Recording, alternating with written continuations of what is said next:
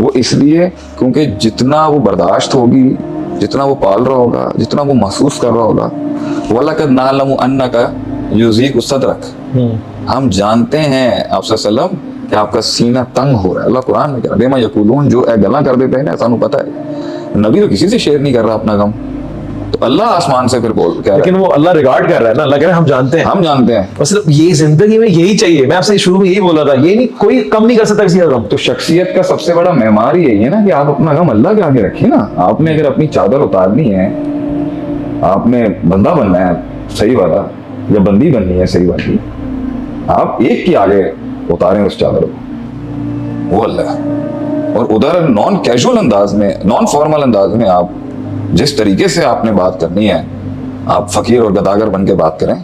तो जो उससे गुजरा खाली वही समझ जितने भी बेऔलाद अभी कपल्स होंगे ना, ये जितनों को औलादे हो चुकी है ना, ये समझ भी नहीं सकते। ये पैदा होके भी जन्म ले लेना, ये समझ नहीं सकते कि बेऔलादी का दर्द क्या है। और खासकर पाकिस्तान के अंदर इस माशरे के हाँ, वहां पे तो देखें, उस माशरे में तो देखें, उन्होंने जन्नत पे तो बात नहीं करनी जी। उनके यहाँ अखलाक सब कुछ है, उनके यहाँ एथिक्स और वो एटिकेट। पूछेंगे भी नहीं कितने बच्चे, हमारे यहाँ तो पहला दूसरा सवाल ही कितने हो गए। हाँ, वो तमीजदार है भाई इस मामले में। उन्होंने दुनिया है ना, दुनिया तो उन्हें अच्छी रखनी है। दुनिया में उनका जो हसासियत है ना कि भाई एक हमारे यहाँ ये भी ना पूछे कितने बच्चे। उन्होंने दुनिया में रहना, तो उन्होंने दुनिया अच्छी बनाई हुई है, हमने तो हम रह रहे हैं इसको जन्नत तो बनाए पूरे।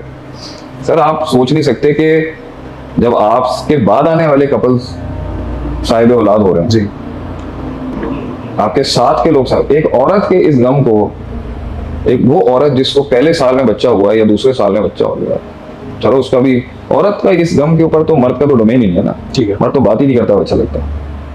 लेकिन आप उसके बारे में क्या कहेंगे जिसको 1 साल नहीं, 5 साल नहीं, 10 साल नहीं, 15 साल के अंदर 365 ज़रबे 15 करें आप, कितने हजार दिन एक इंसान रोज नमाज में अल्लाह से बात करता हो और उसे इतने साल जवाब ना आया हो, और उसके सामने मौजों की सेल लगी हुई है हर किसी के घर में, और वो अपने रब के मौजे का इंतजार हो बैठा हो, और इतना वक्त गुजर चुका हो, फिर अटेम्प्ट्स उसकी टूट चुकी हो, और आप ये सोचें कि अल्लाह ताला ने हमें IVF के फेलियर के बाद तो खबर, जब आखिरी इलाज जो मेडिकल साइंस के पास है वो IVF है, वो टेस्ट ट्यूब बेबी वाला। जब आपका ये भी फेल हो जाए और आप रिपोर्ट लेके आए हॉस्पिटल से और आपकी बेगम इंतजार में हो, क्या रिजल्ट आएगा, और उसे ये हम कहें कि कम नहीं होया अल्लाह की तरफ, इस तकलीफ के आलम में, और आप ये नहीं उस वक्त आप अच्छा एक वक्त कंपैरिजन की एज से भी गुजर चुके हो आप, यानी लोग लिख चुके हैं आपके बारे में कि भाई अब मुक गई ये कहानी इनकी, कुछ नहीं होना अब यहाँ पर। अच्छा कहीं खुद में भी इंसान को एहसास आ गया हो, मैं अपनी बात, बेगम की नहीं मैं बात करता, इतने लंबे सफर के अंदर कभी अल्लाह के हवाले से नेगेटिव बात नहीं करना, जुबान संभाल के बात कराना, और 16 साल अकीदा पढ़ाया लोगों को कि वमन यत्तकिल्लाह यजअल लहू मखरजा वमन यतवक्कल अलल्लाह फहुवा हस्बुहु, और हमेशा अल्लाह के बारे में ऐसी पावरफुल तकरीर करना, अकीदे की तौहीद बढ़ाना, और फिर इस सफर के अंदर कम असबाब को खत्म करके डायरेक्ट अल्लाह ज़र्फ़ों ने तो ये भी नहीं लिहाज किया कि अकीदा पढ़ाया हमने, तौहीद पढ़ाई है, तो कम ज़र्फ़ होता है ना, वो तो खैर नहीं दे। मतलब इस गम से, मतलब मुझे भी, मेरा आज दुश्मन है ना कोई, तो मैं उसकी कोई भी तकलीफ सुनूंगा ना कहीं तो सॉफ्ट होऊंगा ना मैं। मतलब ये भी नहीं दिखी किसी को यार कि चलो मारने से पहले लिहाज कर लें कि शेख के पास जो है वो ये वाली, मतलब एक गम तो है ना। अब भाई पर्सनैलिटी अगर दबंग टाइप की है तो भाई वो हो गई गलती हमसे, भाई हम ऐसे ही पैदा हो गए। तो पॉइंट ये भी नहीं सोचा किसी ने कि भाई घर वापस जाके एक नन्ना सा खिलौना तक नहीं है इनके पास, मारा लोगों ने, टका के मारा, लिहाज नहीं किया।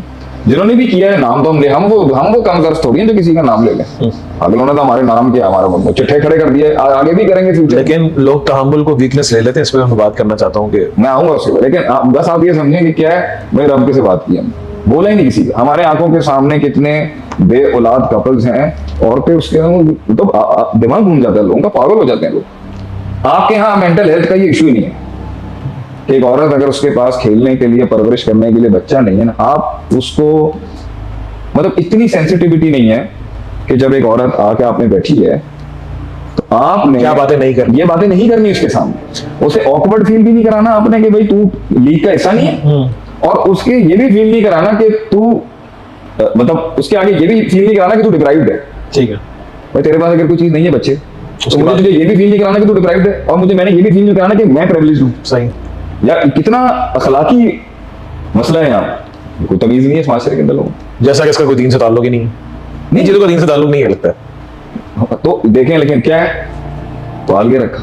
उस पालने के अंदर शख्सियत में एक मतलब एक आवाज है ना, एक आवाज में गम है, आंखें हैं। वो ऐसा नहीं आता कोई इंजेक्शन लगाए और दर्द पैदा हो जाएगा आवाज में आपकी। नहीं, आप देख लेना, हम तो करना पड़ेगा उसके लिए। अगर भाई कोई पूछे भाई when a person is going through genuine pain, his facial, his voice, his words would change, it should change. उसकी आंखें बताएंगी कि यार इसने किया है, इसने रब के आसमान के नीचे इंतजार किया अल्लाह का। ये जुमला वो नहीं कह सकता जो बैठ गया इसमें। और हुस्न ज़न अल्लाह से रखना कि मैं मर सकता हूँ, मैं अपने अल्लाह को बदगुमानी नहीं कर सकता, कुछ भी हो, मैं कोई गिला नहीं है अल्लाह से। इन्होंने भी अगर कुछ किया है बुरा, मुझे अल्लाह से कोई गिला नहीं, मैं अपने रब का नौकर हूँ।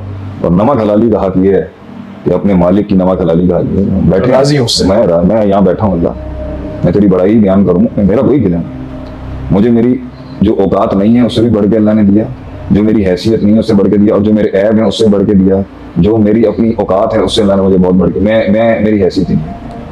लेकिन जब पब्लिक में है, लोग हैं, हिसाब किताब है, तो मैं आने वाले बच्चों को, प्रेजेंट डे लीडरशिप को ये जरूर मैसेज देता हूँ, समझाता भी हूँ कि यार थोड़ा ग्रेस होनी चाहिए, कोई मामला होना चाहिए। लेकिन वो जो गुजर रहे हैं उनको मैं एक अल्फाज जरूर कहूंगा कि